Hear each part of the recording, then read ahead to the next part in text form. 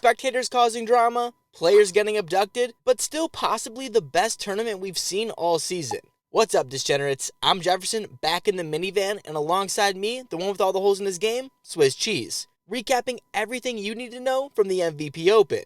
But first, thanks to all the Patreon and members for the support. Without you guys, we wouldn't be able to bring you the biggest scandals of the century. You'll have to wait a bit longer for that, however. I'll be the first to say, this tournament is at the top of the running for best all year, and I think players, spectators, and everyone at home can agree. Well, maybe everyone besides Niklas Antilla, who was assaulted by an older gentleman on the course. Or that's how some people are describing it, but as you can see from the footage, it was nothing more than an innocent mistake that got corrected quickly. Niklas, being more self-aware than most, shrugged off the incident with a gentle tug and chuck of the chalk bag to show he means business. Try selling him overpriced Thin Mints again, Scoutmaster Joe. Because for those that don't know, this guy wasn't there to spectate disc golf. Rather chaperone the Boy Scouts trying to make a quick buck off the drunken 8-holes. Next time, try bringing whatever that MVP disc those people stood in line for hours to get. I mean, that's an easy $80 off these suckers. The guy had no idea what the hell was going on and seemed to genuinely think Niklas was one of his troop members. And hey, he wouldn't be the first to think that. The next day, there was addition of rope to block off the drop zone, as well as extra spray paint to define the lane that needed to stay clear. I'm glad to see when there was a minor issue, there was action taking place to avoid it again. That's all you can really ask for. I do, however, want to point out that as our sport grows, I could see the need for bigger separation between players and spectators. I know it sounds horrible, but we've already had incidents this year where fans have affected play, and when the athletes start gaining more celebrity status to the fans, why take the risk of some idiot out there ruining all the fun for the rest of us? Do I need to bring up the death threats earlier this season? As I said, this situation was nothing big, and everyone can chill unless we hear from Niklas himself. But I've heard like 3 words from the dude total. Ever. So, probably not. But there was mention of this possible issue in some practice round videos. Also, Bradley Williams made a post with this caption, and on hole 14, players go side by side straight through the fans. Guys, I know other sports have examples like this, but also nearly every other sport, if a person grabs an athlete during play, it would be handled much differently. You know, from the whole security stuff. So until more safety precautions can be put into place, not my favorite. Especially when I saw plenty of players walking through the woods just to avoid awkward situations from unaware fans. While we're on the subject of the 8 holes, I want to hear from you guys what your thoughts are. This year, more than ever, I've seen fans complain about the fan section, which feels extremely strange at first because you're mad about spectators apparently cheering too much. Yeah, saying that out loud makes it even worse. I'm supposed to be the guy that turns everything negative, and I can't even do that here. Mostly because the 8 holes are the best spectators all season. Yep, I just said that. And if you disagree, just invite the Disc Golf World next year. We're always down to party with the people. From the angry fans on the internet, the 8 holes are too loud and distracting others while they're playing. And I get that you can hear them throughout the course. I mean, just listen to this Ezra putt. Yep. Oh, boy. Man, you nailed that one. Been there before, unfortunately. But coming from someone who's been at 14 events this season alone, if there is a halfway decent crowd, the same thing happens every tournament on hole 1. And honestly, I would hope we all want that. To a certain level, of course. We don't need to be completely over the top, but here's what Big Jerm had to say. Show you guys firsthand why the 8 holes here at Maple Hill are so fun.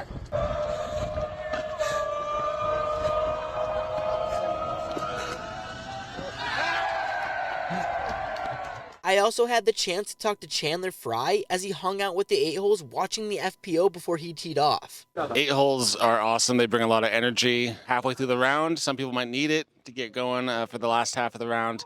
But under the leadership of Zach Benson, it's just incredible what he does. He brings them all together, brings the players and spectators together, and it's just a fun time. Chandler took 25th this event, so his opinion's valid. Sorry, just wanted to clarify that to all the haters before I bring up everyone's favorite air quote overuser. But my personal belief, when we got Drew Gibson telling people to relax, that's all you need to know. He also makes a great point mentioning it's about the bad side of timing. It's not like the 8 holes are screaming non-stop. They have certain traditions they stick to. I'll do my best to give the quick rundown for those that couldn't be there. They start off every card with a slow clap that turns faster into a group yell, and I do mean every card, from the very first FPO group to the MPO lead. When players cross the line to the green, everyone cheers again loudly. And quick Easter egg tradition for those playing next year that missed out. If a pro formally greets the crowd, they're replied to back by everyone simultaneously, which is pretty cool when you're in the know. Like Big Germ here. Hi, guys. If the drive comes into contact with the wall, it's followed with a whispering chant of every star frame. You take a nice chug of the drink or rip of the pen for others. But for the love of Disc Golf Jesus, people, get out of camera view. High school rules apply. How could I forget? You have 8-hole yoga to warm up before a long day of exciting cheering. Then you have the drop zone putts. I mean, just listen.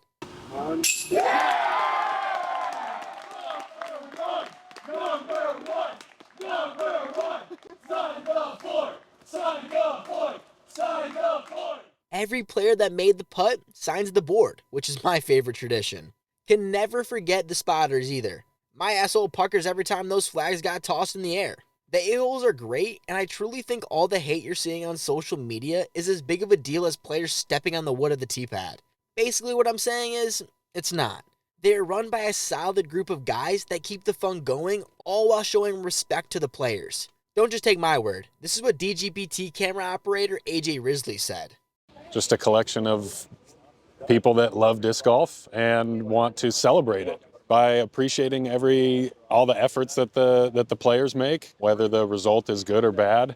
If you come out here, you kind of are just immersed immediately in this kind of radical acceptance that we call celebration and that we call the 8-holes. The 8-holes are awesome, and we need more of it, which could be said about the MVP Open as a whole. You can absolutely tell the event took time to be well planned out, and volunteers may have had to pay, which will forever be weird in terms of optics, but they got f***ing blazers, so get over it. And the experience that comes with it is well worth it for each person involved. And without them, the MVP Open wouldn't have been able to run so smoothly. Seriously, I think the worst place possible to park in the entire world is Maple Hill. Yet I had no problems because every 15 feet someone was informed and ready to tell me what I needed to do.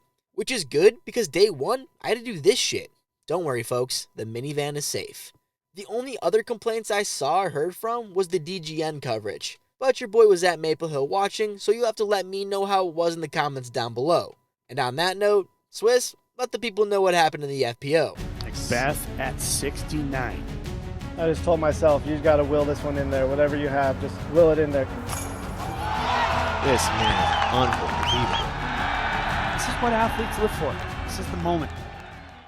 Look, nothing can downplay that finish in the MPO, but the ladies put on a show themselves. Tatar's day 2 gave her an early 3-stroke lead over Missy, whose nose ring might make her look like she knows what planets are making me depressed, but a consistent game that has her near the top. She was the only player without a bogey for the tournament at that time, and after yet another slow start from Tatar on day 3, found herself tied for the lead by hole 8 and all the way on to hole 17, where she missed yet another C1 putt on the elevated basket and couldn't hit the comebacker this time, resulting in a bogey and a 2-stroke swing after a Tatar birdie. The round was only made worse by a 2-putt on 18 as she lost all that hard work to tie Tatar on the final 2 holes. Tatar was heading into the final day with a 3-stroke lead, looking to erase her past MVP Open blow-ups. Sure, you had the season's top point earner still on the lead card in Missy and Owen Scoggins, but from the field, most expected a Tatar victory. The final day opened up to Paige Pierce notifying the crowd they might want to follow Chase card because it will be a good one. Not sure if she was feeling it after a sheep for wood transaction in last night's Catan game, or just had extra granola for breakfast, but she could not have been more correct. She started her round 5 under on the front 9 and was near the top of the leaderboard for most of her round as she made things interesting. But she cooled off on the back half, and after late bogeys on 17 and 18, prevented her from not only the win, but also from hitting a podium finish on the final stop of the season, as Owen would edge her out of the podium spot by 1 stroke. Though Owen may not have factored at the top of the leaderboard as it would be a Missy and Kristen battle, she still held on to a 3rd position for 3 straight days against the remainder of the field, as she took her second 3rd place finish in both of this year's playoff events.